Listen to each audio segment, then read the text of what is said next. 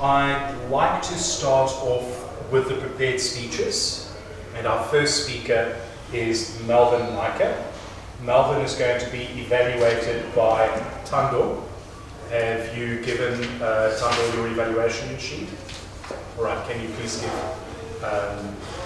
Melvin's requirements for the evening?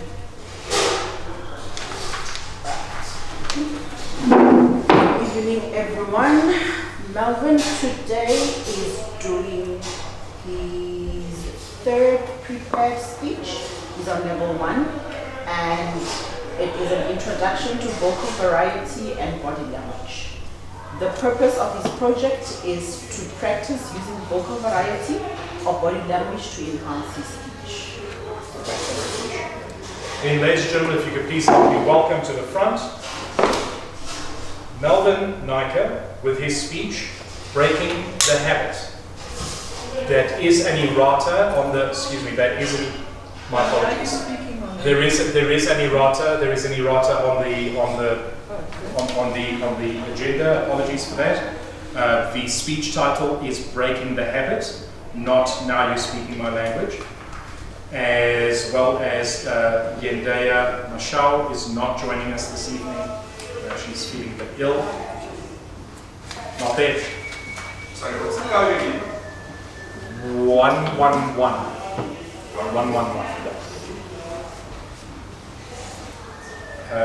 My apologies there. So Yendaya won't be joining us, and Thando, you are going to be evaluated by Trimore, and I'll be evaluating your evaluation.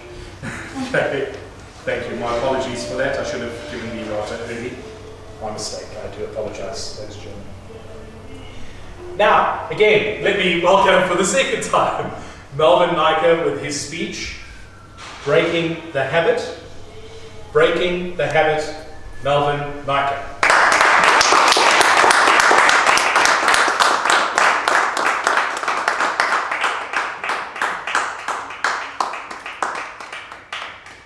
Just want to confirm, who is timing? All right. When you're ready. Thank you, Mr. Toastmaster. A couple of years ago, during my lunch, I was taking a stroll in the mall, and in front of me was a delivery man. He was delivering fresh cakes to a nearby bakery. It seemed like he just offloaded fresh off the supplier's delivery van. So he was just pushing a trolley, and he had 2 shelves on it. So he was pushing it, and he was entering now where they had like this brick flooring. And he was pushing it, and eventually the trolley tipped over. And everybody ran and started helping themselves. And then there was one person that ran by just holding the house. This person was a homeless man. But his hustle was to sit on the streets and put a clutch next to him to fool people that he can't walk and stuff. But when this incident happened, he came running to help himself. And he jumped in the middle and just took one big handful of the cake that was on the floor. He went to the corner, had some, and then jumped back and took a second helping. And it wasn't just homeless people that was helping themselves to cakes on the floor. It was normal people who had 8 to 5 who were helping themselves to cake, pastries, everything on the floor. And this stuff wasn't even covered up. So it was like a metamorphosis happened for So you might ask, why did this happen? And that's sugar addiction. Fellow Toastmasters and guests, by show of hands, who here has a sweet tooth? Well, tonight I want to talk to you all about my biggest addiction, sugar. So South Africa consumes between 1.6 to 2 million tons of sugar annually, which translates to between 25 to 30 kgs per person per year. And the average South African consumes between 60 to 120 grams of sugar a day. Yet the World Health Organization recommends no more than 25 grams of sugar per day. That means most of the sugar that we are consuming, our body can't handle it. It's just too much. Sugar is incredibly addictive. Some research even suggests it lights up the brain's reward system just like recreational drugs do. Yet it becomes so normalized that most people don't even realize they are hooked.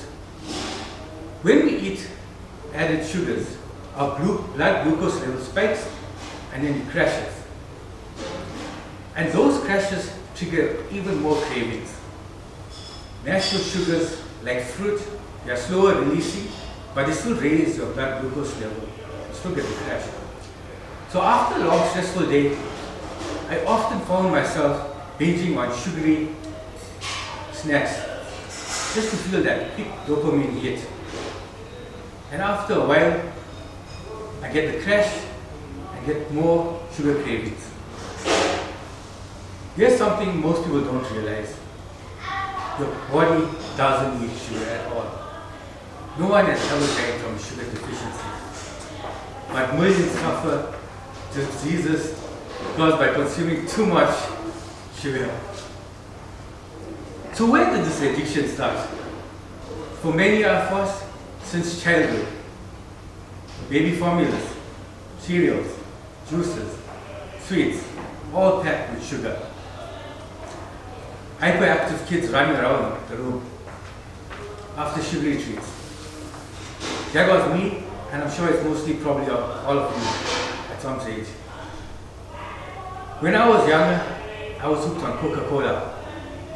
That fizzing sound, that first sip, that dopamine hit. I didn't know it then, but I was addicted. Fortunately today, I will never ever take a sip of Coca-Cola. And sugar is everywhere. Your drinks, cereals, sauces, bread, rice, pasta, pre-workouts, protein powders. Should I continue? Sometimes it hides scientific names like glucose, fructose, sucrose, anything anyone knows. You might ask yourself, why isn't this regulated? Well, the food industry makes money by adding sugar, and governments make money by taxing those products and the food retailers. So it's a mutually beneficial relationship, but not beneficial for our health. So one hand washing the other hand. That's all it is. So independent research shows that excess sugar contributes to many health problems. You get constant cravings, you get food, you get fatigue and mood swings, weight gain, and long-term diseases like type 2 diabetes, fatty liver, Alzheimer's, obesity, heart attacks, strokes. Type 2 diabetes is especially lethal. It slowly destroys the body, often leading to amputations and eventually death. And yet it is almost preventable. Here is a simple blueprint to breaking the habit. Test your biomarkers, get a blood glucose test and find out if you are pre-diabetic or already diabetic. Remove all sugar from your home, even fruit. Avoid the snack aisle at all costs. Ingredient labels like an expert. Know when to walk away when you see sugars added sugars added. Eat high protein meals and healthy fats. They kill sugar cravings. Choose whole foods over processed foods. Exercise also kills cravings. And getting proper sleep. Proper sleep removes your hunger hormones. Following a 30-day detox plan from a credible source. And if cravings hit, reach for the dark chocolate, an apple, or nuts. Breaking the habits leads to proven health benefits.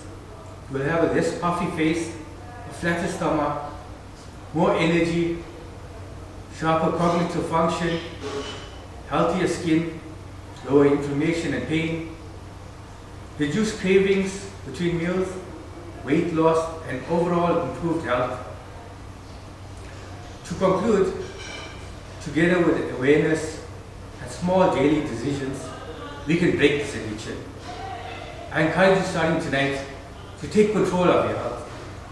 Begin by gradually reducing your sugar intake and notice how your energy, mood, and body transforms.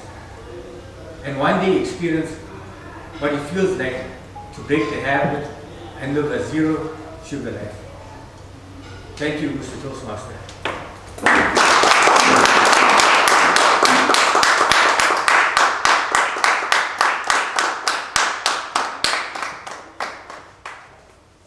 Thank you. May I please have the times report?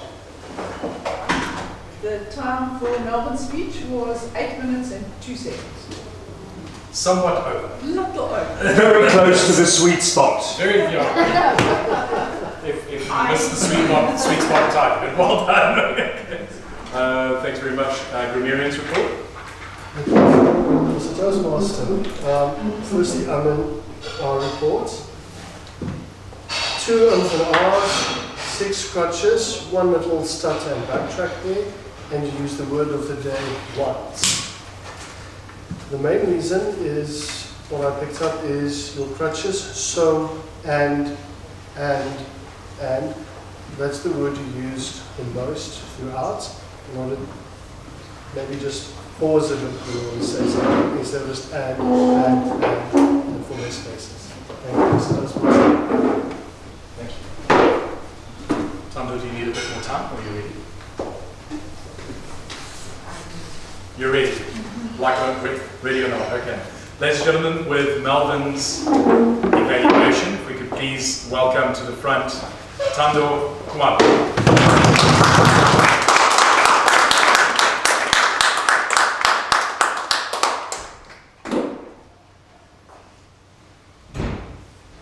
Good evening, ladies and gentlemen. Good evening, Melvin. When we started chatting this evening, I didn't even realize I was evaluating your plan. So it was a nice surprise, I think, for both of us. And I found your speech extremely informative. You found a way to incorporate your purpose of the speech into what you were speaking about. So a few years ago, the trolley fell and all of that, and the spikes and the dips, and so you found a way to properly use your hand gestures. Your purpose was to work on your vocal variety and body language. So in terms of your hand gestures, they were for the most part in line with what you were speaking of. But I would like you to challenge yourself in terms of just having them more,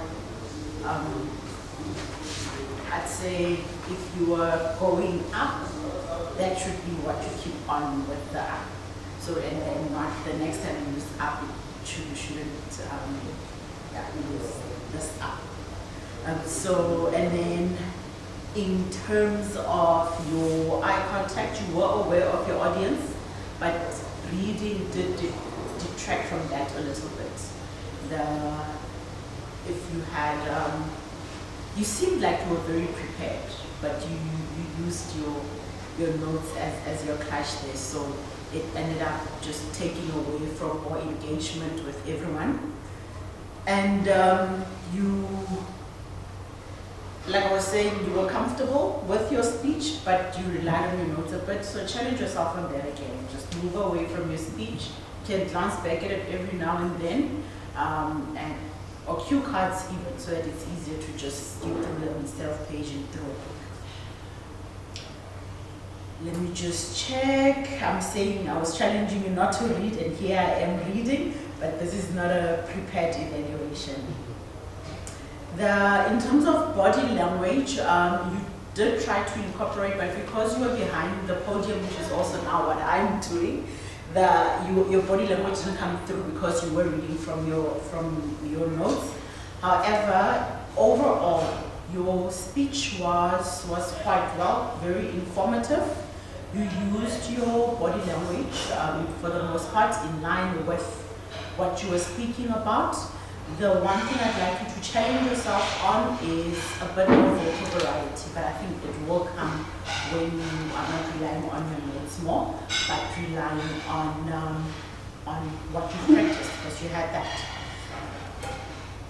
With all that I've said, Melvin, well done, and I think you have met your goal for the purpose of this.